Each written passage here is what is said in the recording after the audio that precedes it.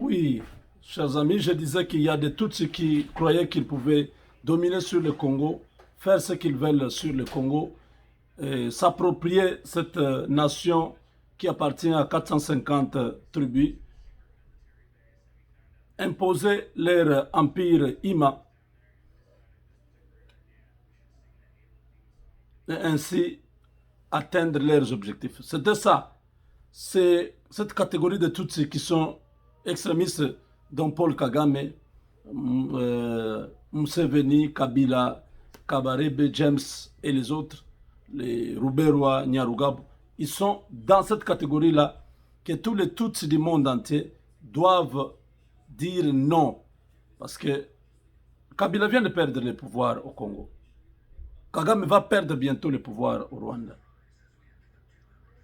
Et imaginez que les Hutus reviennent au pouvoir, quel sera le scénario? C'est le moment de pouvoir vous désolidariser avec ces groupes de gens. Ils vont vous amener nulle part. Ils ont commis beaucoup de crimes. Ce sont des gens qui ne vous aiment pas. Ils ont amené un projet qui était trop risqué.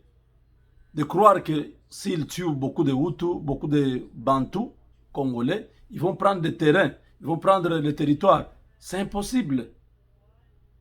C'est impossible. Ce projet est suicidaire. Ne soutenez pas une entreprise diabolique de ce niveau.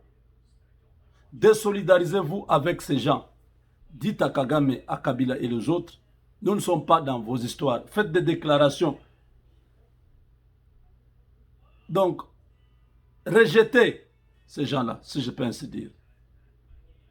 C'est l'unique moyen pour vous de retrouver la confiance du peuple bantou et revivre cette ambiance que nous avons eue avant que cette histoire de génocide ne commence. C'est très important. Kagame n'arrivera pas à vous donner ce qu'il est en train de vous promettre. Kabila vient de perdre le tout. Il est en l'air maintenant. Son parti est en train de se dissiper. Tout ce qu'il a eu comme argent, bientôt ça va commencer à entamer une descente aux enfers. Les Américains sont derrière lui. Ils ne vont pas le lâcher. Kabila ne sera pas lâché. On nous a signalé encore l'entrée du côté de la frontière ougandaise. Plusieurs hommes armés, lourdement armés. Du côté de Kassindi là-bas, vers la rivière Semouliki. On nous signale encore des hommes armés là-bas. Ces gens-là sont en train de... C'est une peine perdue. Personne ne pourra atteindre l'objectif de pouvoir chasser les Bantous pour occuper ce terrain-là. C'est impossible. La communauté internationale soutient Félix Tshisekedi, soutient la MONUSCO. Bientôt, la MONUSCO va passer, va laisser les bâtons à d'autres brigades qui sont formées par la SADC. Donc les choses sont en train de changer. Entre-temps, l'armée congolaise est en train de devenir forte. D'ici 2 ans, nous n'aurons pas la même armée. Donc les choses sont en train de changer. Il faut que nos frères Tutsis puissent comprendre ça et qu'ils se désolidarisent avec ces extrémistes Tutsis qui sont au pouvoir au Rwanda, en Ouganda et ceux qui sont en l'air aujourd'hui en RDC. Ça fait partie de la première de la vidéo qui s'est coupée. J'ai eu un problème de connexion. Donc, vous allez comprendre que si je ne mets pas les deux ensemble, je peux les publier comme ça. Mais c'est la logique, la suite logique est dans la deuxième partie. Voilà, chers amis.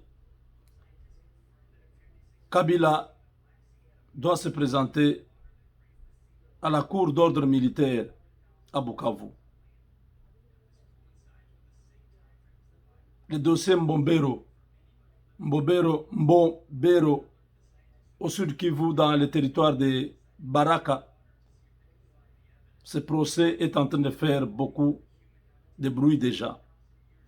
Il y a eu plus de 250 maisons qui ont été rasées pour que Kabila puisse avoir une concession de plus de 45 hectares. On a détruit même des hôpitaux qui étaient sur le site. Il y avait une femme qui accouchait sur césarienne.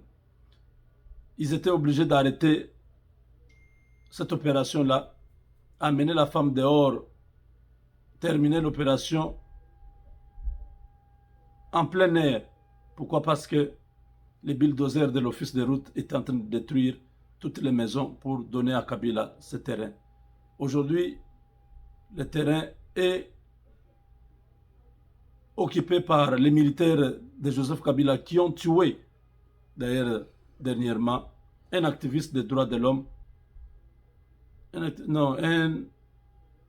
jeune, je crois, des mouvements citoyens, quelque chose comme ça.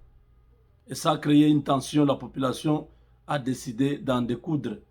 Le tribunal militaire a fait le déplacement de Mbobero pour juger ces militaires et les avocats ont exigé la comparution de Kabila et de sa femme. C'est un tournant décisif dans la direction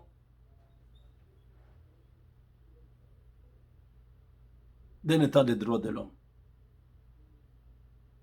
Plus rien ne sera comme avant. Personne ne sera au-dessus de la loi. Bientôt, la Constitution sera révisée.